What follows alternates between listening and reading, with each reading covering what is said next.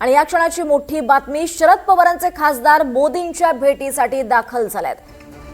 काही वेळापासून आपण पाहतोय हे खासदार मोदींच्या भेटीला दाखल होणार आहेत अशी बातमी आली होती आणि आता हे सगळे खासदार मोदींच्या भेटीसाठी दाखल झालेत। देशाच्या राजकारणातला हाय व्होल्टेज मीटिंग ही सुरू आहे। आताची महत्त्वाची बातमी, संसदेमध्ये ही भेट होतेय। शरद पवारांचे 8ही खासदार पंतप्रधान मोदींच्या भेटीसाठी दाखल झालेत। सुप्रिया सुळेंच्या नेतृत्वात ही भेट होतेय।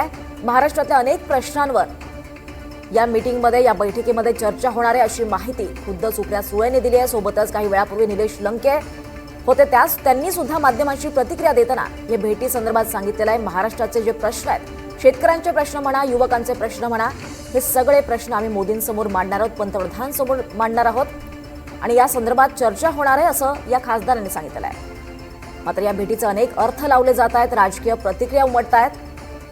संजय राऊतांनी सांगितलं या भेटीला विशेष महत्त्व देण्याची गरज नाही, वेगळी भेट नाही असं संजय राऊतांनी सांगितलं आहे। मात्र दुसरीकडे आपण पाहतोय हा टायमिंग जो आहे तो अत्यंत महत्त्वाचा आहे, कारण आत्ताच डिलिमिटेशन बिल सुद्धा येणार आहे आणि त्या संदर्भात चर्चा होण्याची देखील शक्यता आहे। अधिक माहिती घेऊयात आमचे प्रतिनिधी रामराजे शिंदे यांच्याकडनं। रामराजे, हे सगळे खासदार मोदींच्या भेटीसाठी दाखल झालेत का? अधिकचे अपडेट्स?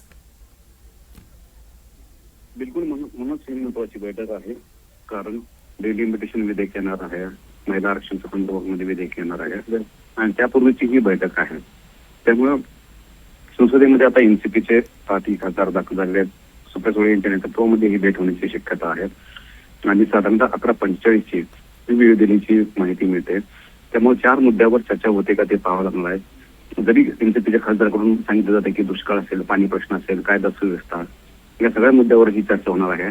परंतु आताच्या काही झालेल्या घडामोडी, एनसीपी मर्जर, एनडीएला पाठिंबा देणं आणि त्याचबरोबर विधेयकाला सपोर्ट करणं, या तिन्ही मुद्द्याच्या पार्श्वभूमीवर ही बैठक जी आहे ती अतिशय महत्वाची मानली जाते।